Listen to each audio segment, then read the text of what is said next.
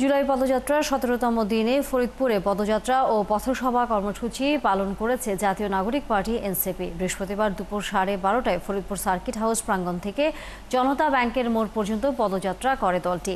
এরপর জনতা ব্যাংক মোড়ে তারা পথসভা শুরু করেন।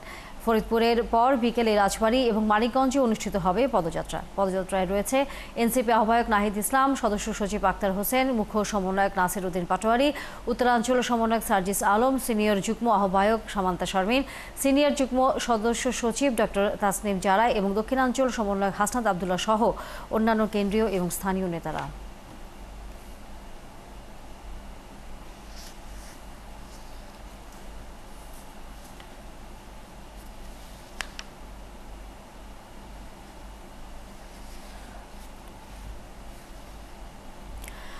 জাতীয় নাগরিক পার্টির জুলাই পদযাত্রার দ্বিতীয় পথসভা অনুষ্ঠিত হবে রাজবাড়ী শহরের মুক্তিযোদ্ধা চত্বরে। আইনশৃঙ্খলা রক্ষায় এরই মধ্যে পথসভা স্থলে জেলা শহরের গুরুত্বপূর্ণ সকল পয়েন্টে আইনশৃঙ্খলা বাহিনীর সদস্যদের ব্যাপক উপস্থিতি দেখা গেছে।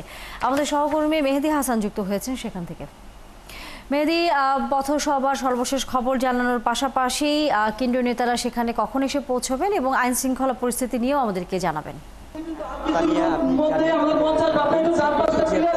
জুলাইব্যাপী যে পদযাত্রা, সেই পদযাত্রার অংশ হিসেবে আজকে কিন্তু সকালে ফরিদপুরে পদযাত্রা করেছে এনসিপির নেতাকর্মীরা। তারা ফরিদপুরে পদসভা শেষ করে, পদযাত্রা শেষ করে এরই মধ্যে তারা কিন্তু রাজবাড়ির উদ্দেশ্যে রওনা হয়েছে। আমরা ঠিক এই মুহূর্তে রয়েছি রাজবাড়ির ঠিক যেই স্থানটিতে পদযাত্রা শেষে পথসভা হবে, সেই স্থানটিতে রয়েছে। আমরা দেখেছি এর মধ্যে এই পদযাত্রা কিন্তু ইসলামী আন্দোলন বাংলাদেশের কিছু নেতাকর্মী তারা কিন্তু একটি মিছিল নিয়ে এসে তারা এই পথসভা এবং পদযাত্রার সাথে একাত্মতা প্রকাশ করেছেন এবং তারা মঞ্চে এসে আসন গ্রহণ করেছেন।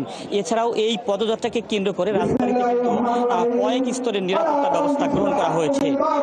আপনি জানেন এই জুলাইয়ের যে পদযাত্রা, গতকালকে গোপালগঞ্জের যে ঘটনা, সেই ঘটনার পর প্রশাসন কিন্তু এই পদযাত্রাকে নিরাপত্তা দিতে এবং সকল প্রকার অপ্রীতিকর ঘটনা এড়াতে বেশ কয়েক স্তরের নিরাপত্তা ব্যবস্থা গ্রহণ করেছে। এবং আমাদের কাছে যতটুকু সংবাদ রয়েছে, আর কিছু সময়ের মধ্যে, অল্প সময়ের মধ্যেই এনসিপির আহ্বায়ক নাহিদ ইসলাম, সদস্য সচিব আক্তার হোসেন সহ মুখ্য সংগঠক সার্জিস আলম, হাসনাত আবদুল্লাহ সহ যারা রয়েছে সিনিয়র নেতৃবৃন্দ, তারা রাজবাড়ির এই স্থলে এসে কিন্তু তারা পৌঁছবেন। এরই মধ্যে সভাস্থল কিন্তু মানুষ আসতে শুরু করেছে। যারা ছাত্র জনতা রয়েছে, তারা এই অঞ্চলের যারা সংগঠক রয়েছে এবং যারা দর্শনার্থী রয়েছে, তারাও কিন্তু আসতে শুরু করেছে।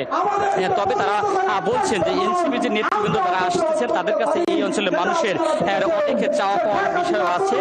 তবে প্রশাসন বলছে তাদেরকে যাতে নিরাপত্তা দেওয়া হয়। এরই মধ্যে স্থানীয় যারা নেতৃবৃন্দ রয়েছে, এনসিপি এবং বৈষম্য বিরোধী ছাত্র আন্দোলনের যারা নেতৃবৃন্দ রয়েছে, তারা কিন্তু বক্তব্য দিচ্ছেন মঞ্চে এবং আপনি ক্যামেরার সাহায্যে দেখছেন।